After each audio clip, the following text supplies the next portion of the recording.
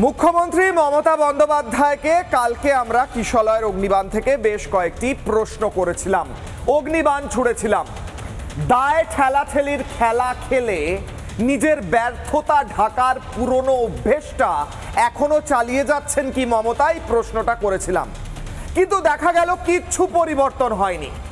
আজকে মণ্ডপে মণ্ডপে যেখানে যেখানে যাচ্ছেন মুখ্যমন্ত্রী মমতা বন্দ্যোপাধ্যায় পুজো উদ্বোধন করতে, সেখানে প্রত্যেক জায়গায় গিয়ে গিয়ে বলছেন যে যারা মারা গিয়েছেন আমাদের দায় নয়, যারা মারা গিয়েছেন তারা বেসরকারি বিদ্যুৎ সংস্থার জন্য মারা গিয়েছেন, খোলা তার পড়ে থাকে, খোলা তার পড়ে থাকাটা একটা চিন্তার বিষয়, দুর্ভাগ্যের বিষয়, আপনারা সাবধানে থাকুন।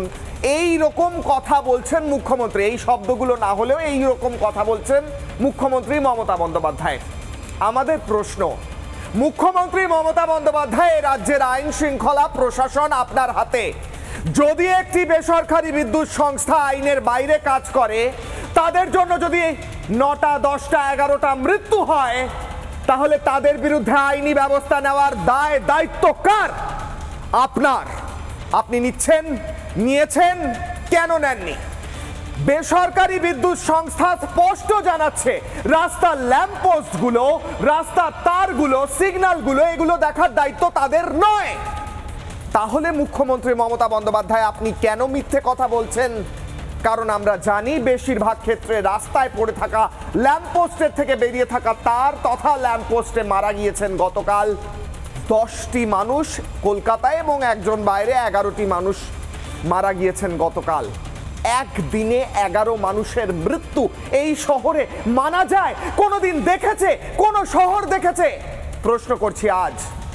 মুখ্যমন্ত্রী মমতা বন্দ্যোপাধ্যায় নিজের ব্যর্থতার দায় ঠেলে মানুষকে বোকা বানাতে পারবেন? আর টাকা দিয়ে প্রাণ কেনা যায়? প্রশ্ন রেখে প্রথমেই দেখাবো আজকের প্রতিবেদন, তারপর হাই ভোল্টেজ ডিবেট। দেখুন। সরকারকে কিছু বলতে চান? ও কি বলবে? কাজ করে না সরকার, কিচ্ছু না। তাকে নতুন মারা গেছে যারা ইলেকট্রিক ইনচার্জ, সিএসসিকেও বলেছে 5 লক্ষ টাকা করে দিতে, কারণ তারা তাদের দায়িত্ব অস্বীকার করতে পারে না। এই যে এত পাড়ায় যে টাকা দেওয়া পাড়ায় সমাধান হচ্ছে, এই তো সমাধান হচ্ছে। ডিবিসির জলে, পঞ্চায়েতের জলে দীর্ঘদিন ব্রেকিং হয় না 2 বছর ধরে। আমরা বলতে দেখা হয়ে গেছে।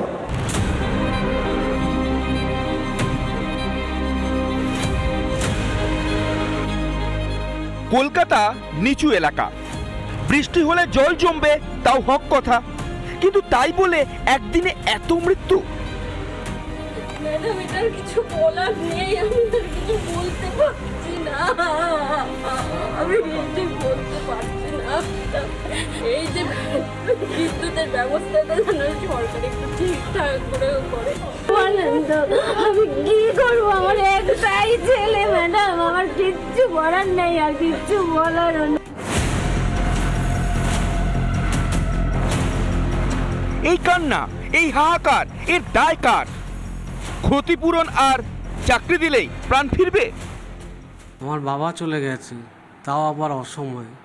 এই ঘাটতি কখনো একটা চাকরি দিয়ে মেকআপ করা যায় না। যদি চাকরি দিতে হবে তাদের চাকরি দিন, যারা চাকরিহারা হয়ে বসে আছে। বাবার মৃত্যু কোনো ক্ষতিপূরণ দিয়ে তার সন্তানকে ফিরিয়ে দেওয়া যায় না। সমস্ত মানুষের দায়িত্ব কিন্তু মুখ্যমন্ত্রীর।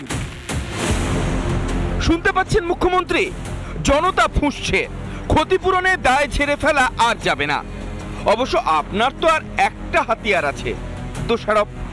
যারা মারা গিয়েছে তাদের পরিবারকে সাহায্য করার এবং তারা যাতে কোনো কাজে সুযোগ পায় তার ব্যবস্থা সরকার করবে। কিন্তু বিদ্যুৎ দপ্তরও, বিশেষ করে সিএসসি দপ্তর, তাদের দায়িত্ব অস্বীকার করতে পারে না। তাদেরও 5 লক্ষ টাকা করে কম্পেনসেশন মিনিমাম এই ফ্যামিলিগুলোকে দেওয়া উচিত।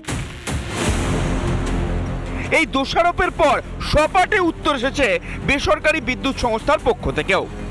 তারা সাফ জানিয়ে দিয়েছে রাস্তার ল্যাম্পপোস্ট, ট্রাফিক লাইটের দায় বা দায়িত্ব কোনোটাই তাদের নয়। এই মৃত্যুর দায় তৃণমূল কংগ্রেসকে নিতে হবে। দুর্গাপুজোর মধ্যে এতগুলো প্রাণ চলে গেল, এর আগেও বিদ্যুৎ পৃষ্ঠ হয়ে মারা গেছে, কি ব্যবস্থা নেওয়া হয়েছিল? আজ পর্যন্ত কোন পদক্ষেপ সরকার নিয়েছে?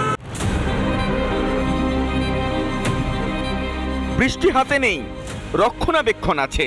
ফি বছর খোলা তারে মৃত্যু যেন রোজ নামচা হয়ে গেছে। একটা করে মৃত্যু, কিছুটা ক্ষতিপূরণ, কিন্তু পরিবারগুলোর ক্ষতি যে পূরণীয় নয়, তারা যে বাঁচার অধিকার চান, রাস্তায় নিরাপদে বেরোনোর অধিকার চান, সেই দায় কার? রিপাবলিক বাংলা। নানা ধরনের কন্টেন্ট দেখার জন্য লাইক করুন, শেয়ার করুন আমাদের ফেসবুক পেজ, সাবস্ক্রাইব করুন আমাদের ইউটিউব চ্যানেল। পাশাপাশি অন্যান্য ব্রেকিং নিউজের জন্য অবশ্যই চোখ রাখুন রিপাবলিক বাংলায়।